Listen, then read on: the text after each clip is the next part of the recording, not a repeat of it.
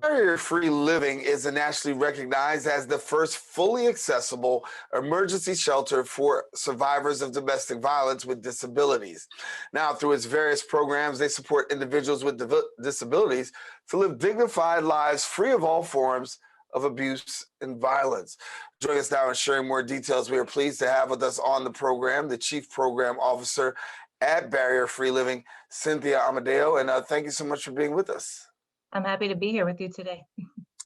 You know, I have to admit that when you think about domestic violence, we can just think about domestic violence, and I've done a plethora of domestic violence shows talking about domestic violence, but then really never really centering on domestic violence, particularly with those persons with disabilities. And as I can honestly admit, you know, it's something that slipped my mind. I think that it's something that a lot of people sometimes don't pay close enough attention to. So share with us a little bit about just the whole project of domestic violence and those persons with disabilities. Mm-hmm. Sure. Domestic violence is a very serious issue in the disability community. It's estimated that about 40% of women with disability are at risk of experiencing violence throughout their lifetime. And it's estimated that 50% of deaf women have experienced domestic violence. So this is really a significant issue. And we're really happy to be here and serving this population in New York City as the only domestic violence agency serving the community of people with disabilities and those who are deaf or hard of hearing. So when you talk about that, talk to me a little bit about how do we service those persons and what's available? So at Barrier-Free Living, we have 3 programs available. We have our first is Secret Garden. That's a community-based domestic violence program. And there we service everyone within the New York City area who are adults and identify as having disability or those who are deaf or hard of hearing. And the services we offer there are counseling for domestic violence or sexual assault. We do have case management available, for example, for housing or financial matters. We have a legal team for family court issues.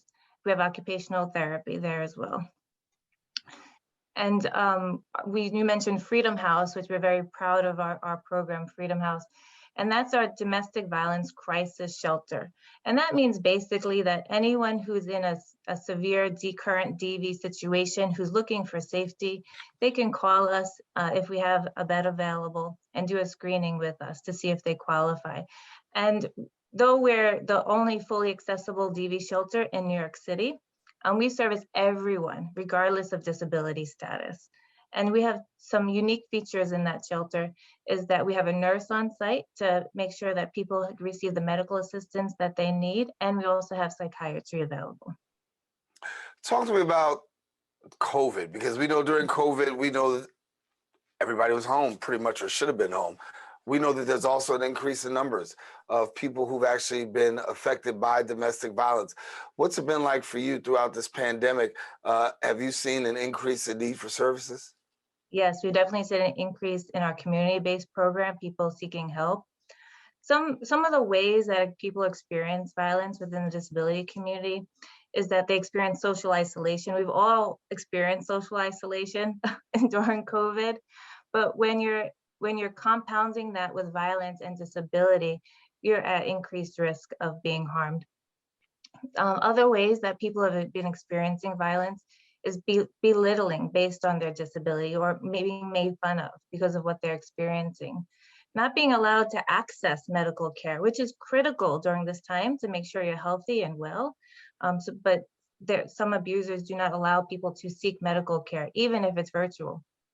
Removing modes of communication from people, such as their walkers or wheelchairs, so they can't actually leave the home. Or if someone's deaf or hard of hearing, removing their communication access so they can't call for help. And of course, all the time, we've always seen a lot of financial abuse.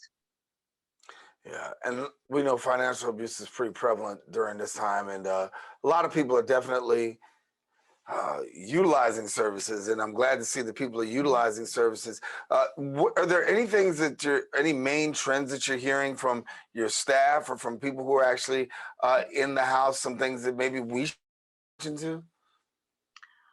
We're seeing everything.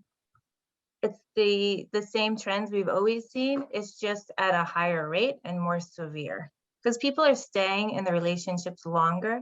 There is a fear to go into shelter, obviously, because of COVID. But I will say that our shelter is, we take COVID very seriously and it's safe to come. So if you are experiencing violence and you're out there in the world, please call us. There is help. You don't have to stay longer than you need to. And so for people who want to get housing and get assistance, what is the way for them to be able to reach you, and what's the criteria? So we do have, the third program we have is called Barrier-Free Living Apartments, and it's a supportive housing program for people with disabilities, and we do specialize in people who experience violence. The best way to get in touch with us and see if you qualify for that program is to call our domestic violence hotline, and that's through our Secret Garden program, which I mentioned earlier. And that number is 212-533-4358. And we have a video phone hotline as well for those who are deaf or hard of hearing. And that number is 646-807-4013. And when we talk about the Freedom House, obviously an opportunity for people to really get a reprieve, if you will. And so how long is the stay period for those persons who come in the Freedom House? That's a great question. So like I said, it's a crisis shelter. So we always want to make sure that we have room available for people who are in crisis. So the stay is short term. It's 90 to 180 days. So most people stay with us about 3 to 6 months. The majority of people stay on the longer end of that spectrum because of the nature of the work that we do. And then in addition to individuals, it's not just individuals, it's also families have the opportunity to be there as well? We service everyone.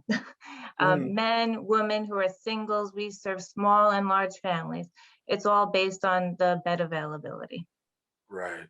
And so as we're looking into 2022, talk to us a little bit about what are your goals and what are you hoping to be able to accomplish as we enter into this new year?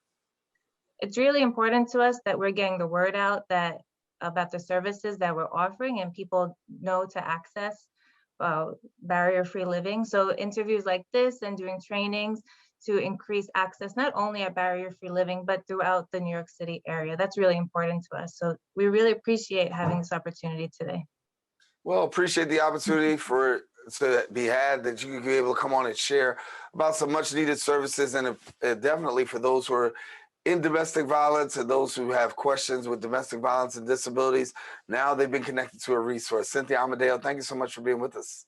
Thank you. I want to let you know that if you want more information, don't hesitate. Please visit the website at bflnyc.org.